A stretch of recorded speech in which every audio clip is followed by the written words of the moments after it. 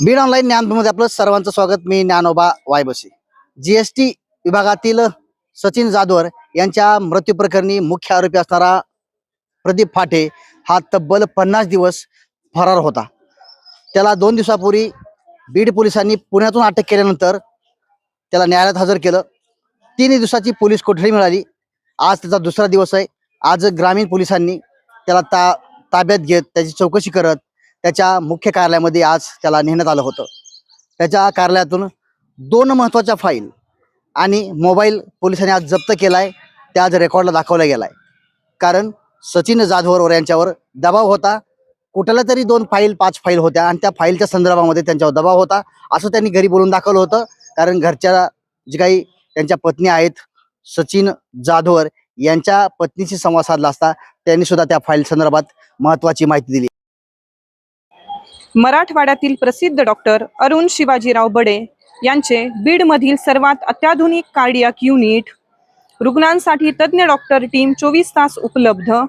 येथे angiography, angioplasty, 2D echo, x-ray, sonography योग्य दरात केली जाते. संपर्क आपल्याच बीड शहरात Shivajirao heart care and imaging centre, Yashwantrao नाट्यगृहाजवळ, बीड. काय सांगाल? 50 दिवसानंतर मुख्य आरोपी पोलिसांनी पकडलाय. नेमकी या घटनेला 50 दिवसानंतर या 50 दिवसामध्ये काय काय घडलं, काय सांगा? ही घटना 17 जानेवारीला घडली होती.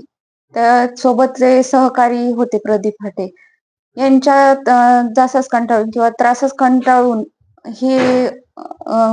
ही घटना घडली होती. पण ते दिवशीपासून तो म्हणजे FIR फाडल्यापासून तो आरोपी फरार होता. त्या दिवसापासून आज 45 ते 50 दिवस झाले, पण तो फरार आरोपी पोलिसांना सापडत नव्हता. नंतर मला 25 तारखेला माझ्या कुटुंबासोबत, माझ्या लहान मुलांसोबत पोलीस अधीक्षक कार्यालयासमोर उपोषण करावं लागलं. भर उन्हात बसून मला माझ्या न्यायासाठी मागणी करावी लागली. आणि तेव्हा मला आश्वासन दिलं होतं की आम्ही 5 दिवसात पकडू. ते आश्वासन आज मला कुठेतरी त्यांनी पाळल्यासारखं वाटतंय. आणि तो 5-6 दिवसानंतर तो काल पुण्यात अटक केला गेला आणि त्याला आज कोर्टात हजर केलं गेलं. तेव्हा त्याला 3 दिवसाची पोलीस कोठडी भेटली. तर त्या 3 दिवसाच्या पोलीस कोठडीत पोलीस काय काय तपास करतात, तो कुठे होता, तो 45 दिवस तो कोणासोबत राहत होता, त्याला कोणी सपोर्ट केलं, जीएसटी ऑफिस मधून त्याला कोणाचा पाठिंबा होता किंवा फॅमिलीच्या रिलेटेड त्याला कोण लपवत होतं, ह्या पूर्ण गोष्टीचा सखोल तपास हे 3 दिवसात झाला पाहिजे. आणि हा घटनेच्या आदल्या दिवशी काही म्हणजे टेन्शन मध्ये होते. तर मी त्यांना विचारलं की काय झालं, तर म्हणजे ऑफिसचं टेन्शन आहे, बेकायदेशीर कामासाठी माझ्यावर दबाव टाकला जातोय, हे काही फाईल्स आहेत त्याच्याबद्दल मला जरासं टेन्शन आहे. तर त्या दिवशी सांगितलं पण की मला आणि फाटेला त्यांनी म्हणजे जालन्याला जायचं प्लॅनिंग आहे, पण त्यांनी असं कॉल केला नाही की चल म्हणून. ते एकटेच गेले आणि वरिष्ठासोबत काय बोलणं झालं असेल ते झालं. पण त्या ज्या फाईल्स केबिनला होत्या त्यांच्या की त्या फाईल समजा पोलिसांकडे असतीलच, तर त्या फाईलची त्यांनी सखोल चौकशी करण्यात यावी आणि त्याच्यातलं गूढ काय होतं व काय प्रकार झालेला आहे ऑफिसमध्ये, तर तो समोर येणं गरजेचं आहे.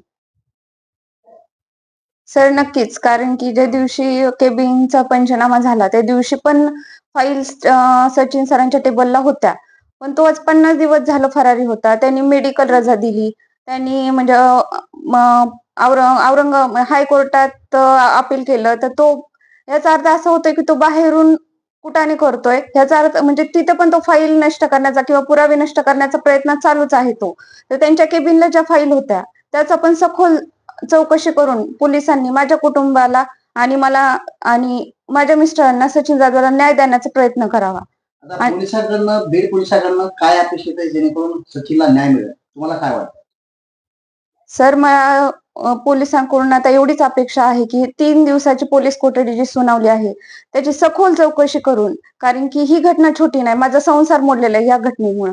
आणि हा प्रदीप मेन आरोपी आहे प्रदीप फाटे, हा जर असाच मोकाट किंवा बाहेर आला तर याच्यापासून मला आणि माझ्या कुटुंबियाला सुद्धा धोका आहे. तर याची सखोल चौकशी करून मला न्याय देण्याचा प्रयत्न करावा. बीड शहरातील प्रसिद्ध डॉक्टर मुजाहिद यांचे ब्रेन केअर हॉस्पिटल व संकल्प व्यसनमुक्ती केंद्र आहे. येथे सर्व प्रकारच्या मानसिक आजारावर व व्यसनावर उपचार केले जातात.